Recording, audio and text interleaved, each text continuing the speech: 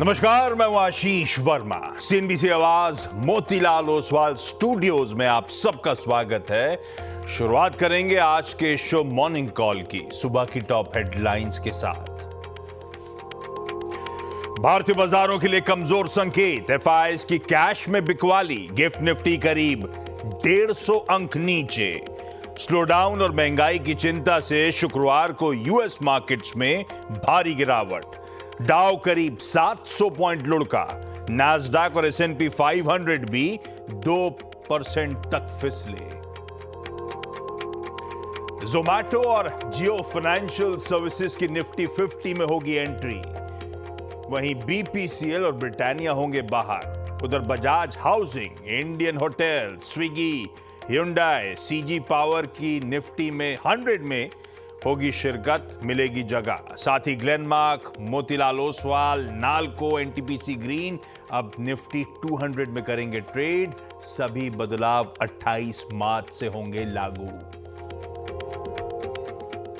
FTSE India में 14 नए शेयरों को मिलेगी जगह। BSE, CDSL, IndusInd bank, NALCO और दूसरी कंपनियां शामिल। इंडेक्स की छमाही समीक्षा में लिया गया फैसला, नए बदलाव 21 मार्च से होंगे इंप्लीमेंट। बैंकिंग सिस्टम में नकदी की कमी दूर करने के लिए आरबीआई का बड़ा एक्शन। आरबीआई शुक्रवार को करेगा अब तक का सबसे बड़ा $10 अरब फॉरेक्स स्वैप ऑक्शन। बैंकिंग और एनबीएफसीज पर रहेगा फोकस। आरबीआई के पूर्व गवर्नर शक्तिकांत दास को मिली बड़ी जिम्मेदारी, बनाए गए प्रधानमंत्री के प्रिंसिपल सेक्रेटरी 2। पीएम के कार्यकाल और अगले आदेश तक इस पद पर बने रहेंगे शक्तिकांत दास। पीएम मोदी भोपाल में आज करेंगे ग्लोबल इन्वेस्टर्स समिट 2025 का उद्घाटन। सुबह 10 बजे शुरू होगा कार्यक्रम। रिलायंस इंडस्ट्रीज के चेयरमैन मुकेश अंबानी भी रहेंगे मौजूद। 60 देशों के निवेशक होंगे शामिल। और चैंपियंस ट्रॉफी में पाकिस्तान पर भारत की धमाकेदार जीत। कोहली का शानदार शतक, श्रेयस, गिल, कुलदीप भी चमके। सेमीफाइनल में पहुंची टीम इंडिया।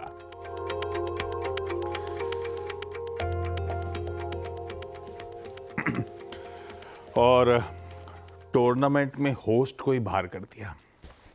ठीक है, अच्छी खबर है। वैसे अच्छा रहा, कल संडे का मूड बढ़िया रहा। पूरे टाइम ऐसा लगा हमारा दबदबा बना रहा। तो कहीं वो धक-धक वाला मोमेंट नहीं था। कई लोगों को उस बात का अफसोस होगा, लेकिन अपने को तो कंफर्टिंग था। अरे एकदम ब्रीज के साथ जीते। खैर, सोमवार की सुबह है, नए हफ्ते की शुरुआत।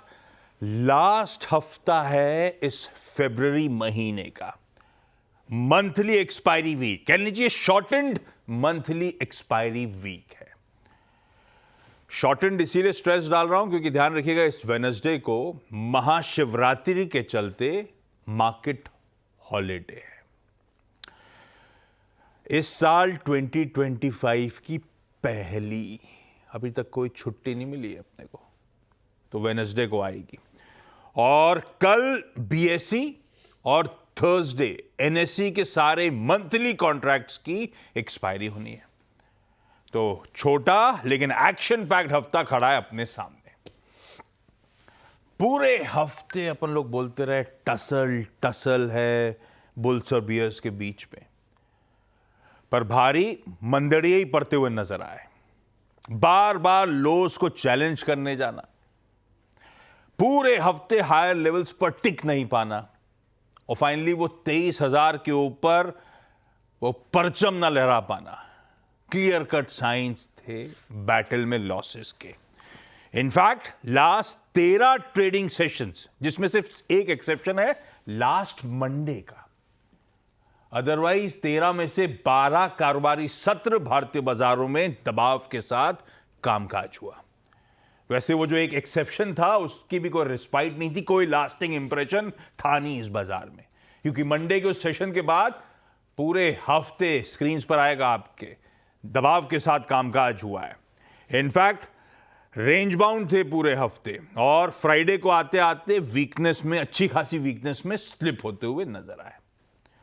फ्राइडे का सेशन एक बार स्क्रीन पे दिखा देता हूं। खुले फ्लैटिश नोट पे थे, खुलते ही सेलिंग प्रेशर माउंट होता चला गया। एक समय 190, 195 to be precise 193 points Nifty में दबाव के साथ कामकाज हो रहा था और क्लोज भी ऐसी कोई नोटवर्दी नहीं रही। थोड़ा बहुत लोअर लेवल से रिकवर हुए होंगे, लेकिन फाइनली 22,800 के नीचे आधे % के दबाव के साथ सेशन की समाप्ति करी है।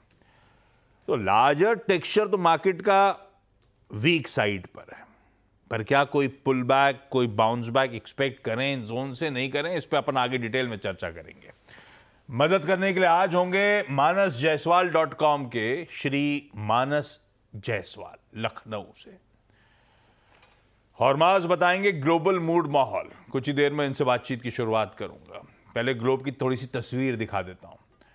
गिफ्ट निफ्टी कह रहा है भाई साहब उस फ्राइडे के पेनफुल सेशन के ऊपर और दबाव की कर लीजिए तैयारी। 2/3% या उससे ज्यादा के दबाव के साथ हम लोग आज शुरुआत करेंगे। 150 पॉइंट के गैप डाउन के गांधीनगर से इंडिकेशन आ रहे हैं गिफ्ट निफ्टी की तरफ से। मूड वैसे दुनिया का थोड़ा ऐसे ही रहेगा, उसका रीजन आपको क्लियर कर अभी समझ में आएगा। हमारे एशियन पियर्स लेकर आइए स्क्रीन पे, जो ट्रेड कर रहे हैं मिला जुला सा कामकाज होता हुआ।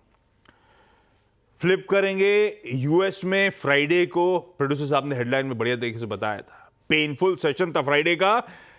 1.25 से 2.25% तीनों बेंचमार्क्स दबाव में। इंट्राडे डाउ की चार्ट स्क्रीन पर आएगी। 200 पॉइंट नीचे खुले थे, एक समय 800, 850 पॉइंट दबाव में थे और फाइनली उसी तरह की कमजोरी 750 पॉइंट दबाव के साथ ही सेशन की समाप्ति होती हुई नजर आई।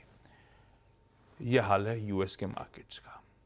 और आज सुबह के फ्यूचर्स थोड़े बहुत सुधरने की कोशिश कर रहे हैं, 1/3 से आधा % ऊपर है, पर तस्वीर तो बिगड़ गई क्योंकि हम लोग जब फ्राइडे को क्लोज हो रहे थे उस समय यूएस के फ्यूचर्स फ्लैट थे। एक्चुअल सेशन में इस तरह का पेन था। तब और अब की पहली प्लेट आएगी, जहां फ्यूचर्स छोड़े थे उससे कहीं ज्यादा दबाव के साथ डाइजेस्ट करना है आज सुबह की कहानी को। इसीलिए गिफ्ट निफ्टी दबाव में है।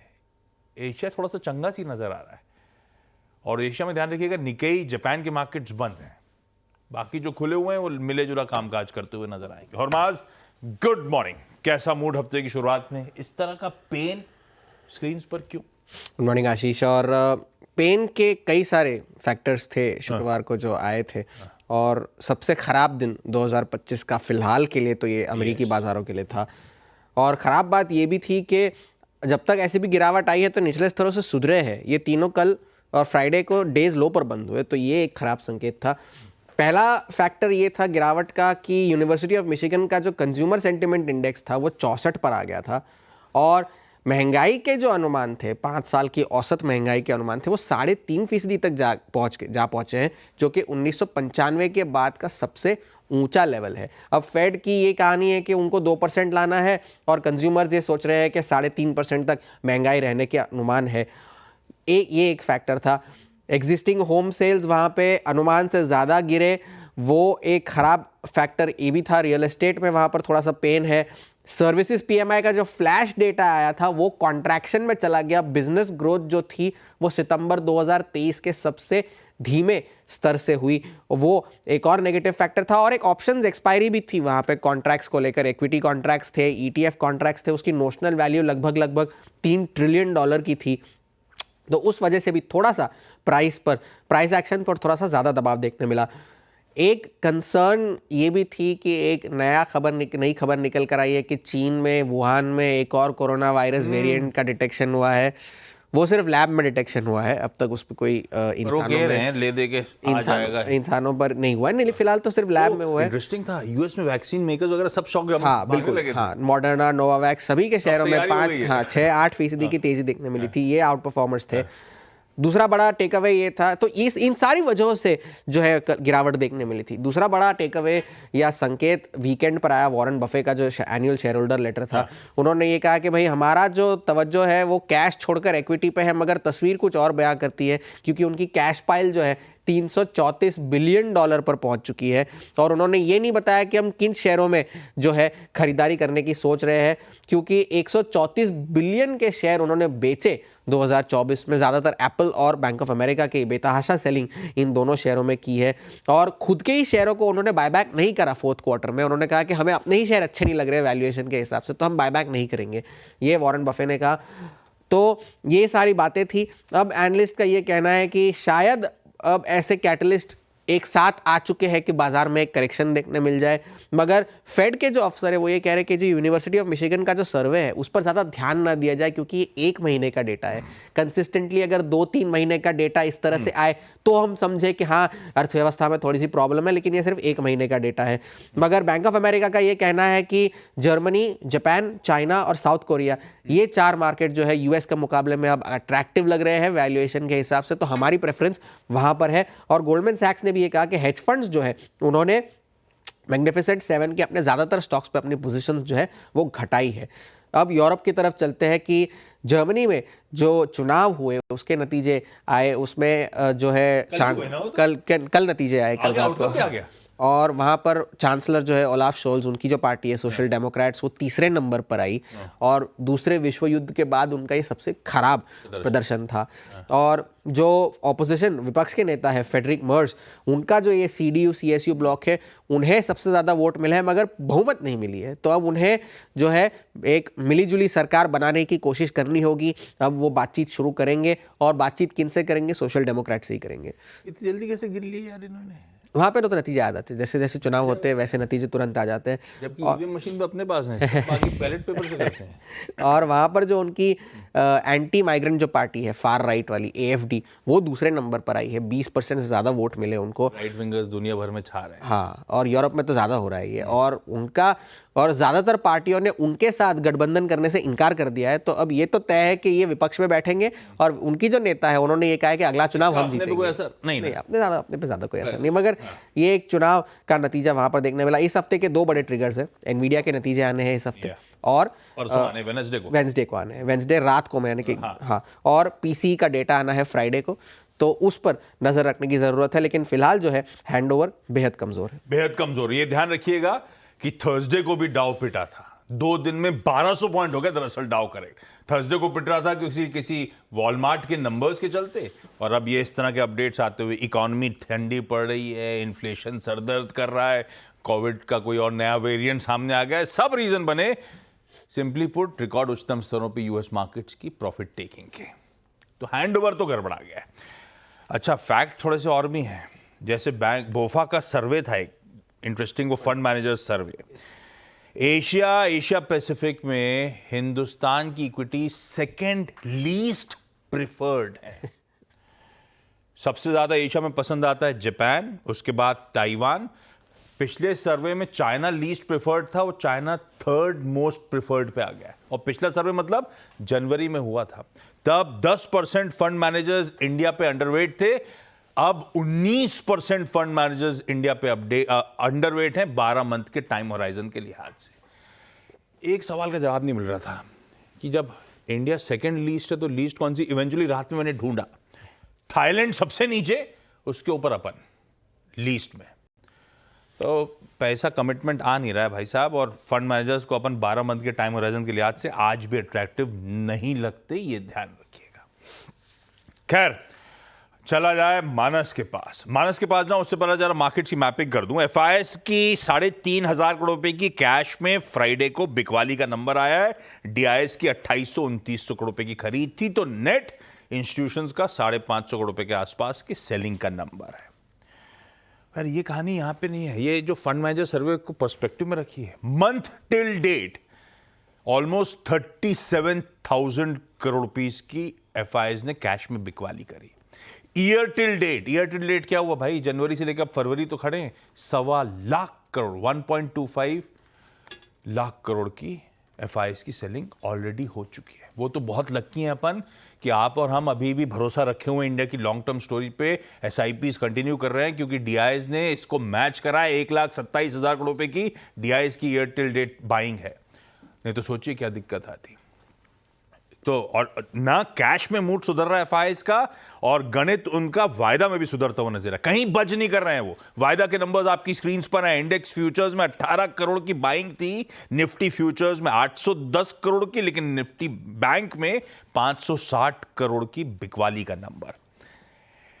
इंडेक्स में कहिए 2650 लॉन्ग कॉन्ट्रैक्ट्स काटे फ्राइडे को, लॉन्ग्स काटे प्लस 1950 शॉर्ट्स काटे।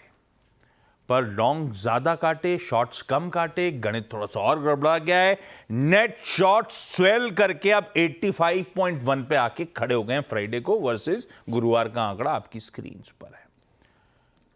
मंथली एक्सपायरी का वीक है, दो इंपॉर्टेंट ओआईज खड़े हुए हैं। 22 इंपॉर्टेंट है, 23,000 के कॉल पे सबसे तगड़ा ओआई बिल्डअप खड़ा हुआ है और स्ट्रेंथन हुआ था फ्राइडे के सेशन में, और नीचे 22,500 के पुट पे तगड़ा ओआई बिल्डअप है। तो ये तो खैर दीवार है इस हफ्ते के लिए, पर ये दूर की घोड़ी है। अपनी नजर रहेगी लास्ट वीक के दो इंपॉर्टेंट लोस पे, 725 720 के, जो अपन ने मंडे को और फ्राइडे को लगाए। क्रूशियल हैं लेवल्स, पर ये गणित वणित तो ठीक है, इसके साथ सेंटिमेंट, चार्ट्स की रीडिंग सब कुछ जोड़ के मानस से समझा जाए कि निफ्टी का इस मंथली एक्सपायरी के वीक में अप्रोच रहना क्या है। मानस, पहले निफ्टी की बात करते हैं। फ्राइडे को दिक्कत में आई गए ले दे के और टसल टसल करते करते। कैसा लग रहा है चार्ट्स पे रीडिंग आपको? निफ्टी पे हमारी रणनीति आज मंडे के लिए क्या होगी? Good morning. Good morning Ashish ji. देखिए, रणनीति तो अभी भी सेल ऑन राइज की ही रहेगी, क्योंकि पिछले अगर आप 8 सेशन देखें तो 7 बार निफ्टी ने 22,700 और 22,800 की रेंज में सपोर्ट लिया।